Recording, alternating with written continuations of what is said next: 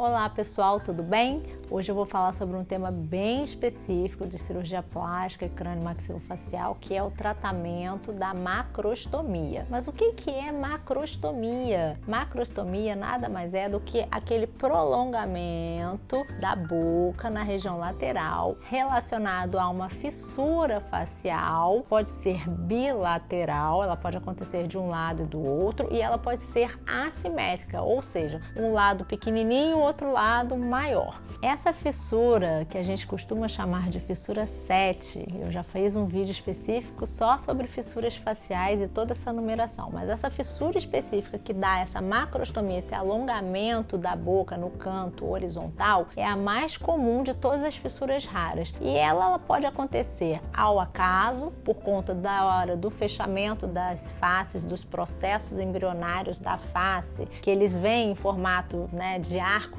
e fendas branquiais, e aí por algum motivo aquela fenda da boca primitiva acaba não se fechando, ou ela pode estar relacionada a algumas síndromes genéticas, como a síndrome de Treacher-Collins, como a microsomia hemifacial e outras síndromes que podem cursar com essa macrostomia. Por exemplo, a microsomia hemifacial, que eu também já falei aqui, que cursa com esse alongamento do canto labial. Então a macrostomia não necessariamente é sinônimo de uma síndrome, mas ela pode estar presente em algumas síndromes genéticas. As pessoas falam assim, aquela boca de coringa, igual o do coringa, que tem aquele lábio prolongado. Esse prolongamento lateral do lábio, ele é de tamanho variável, ele pode ser bem curtinho e ele pode vir até a região anterior da orelha.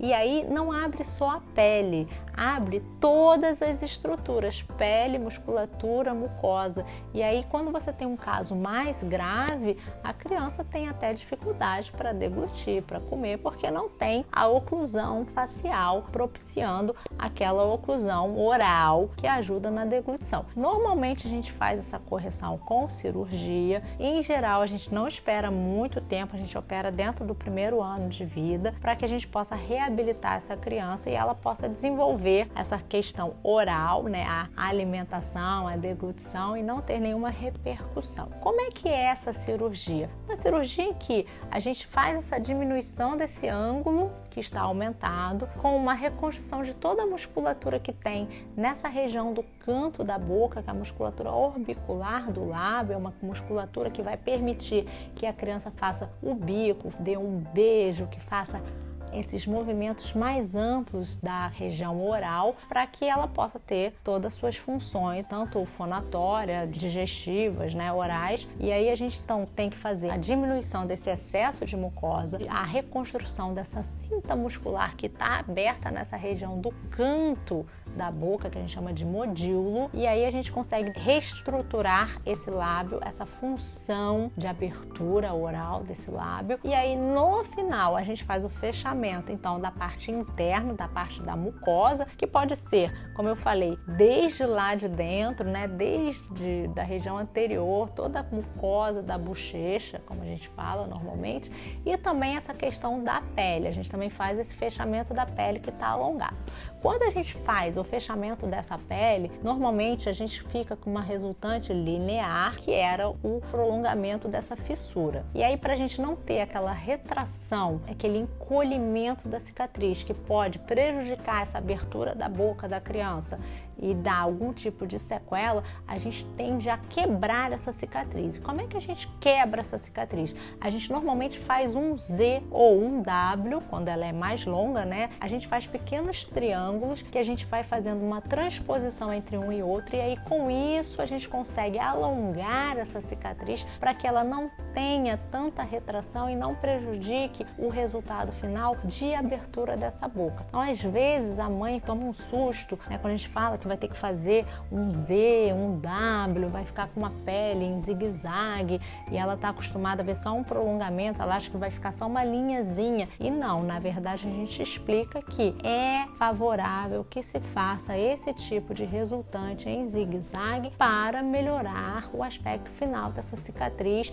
Embora a gente pense que uma cicatriz em zigue-zague ela vai ser pior entre aspas, do que uma cicatriz linear, mas ela dá um resultado funcional melhor do que a cicatriz linear. Em relação aos cuidados de pós-operatório, toda vez que a gente mexe em lábio, em região oral, a gente sempre tem uma orientação de uma dieta um pouco mais líquida, no início preferencialmente fria nos primeiros dias, porque é uma região que vai estar mais sensível, que vai estar mais dolorosa e aí vai incomodar menos para o paciente fazer aquela alimentação mais líquida do que uma alimentação sólida, que vai forçar mais aquele ponto, vai forçar mais aquela região e que pode trazer um desconforto maior para a criança no pós-operatório. Em relação aos cuidados com a pele, a região externa em que a gente faz essas cicatrizes em zigue-zague, cuidados que a gente deve ter com uma cicatriz normal, que é a proteção solar, para não ter exposição solar, usar o filtro protetor, evitar de ficar muito tempo no lugar quente, principalmente a criança,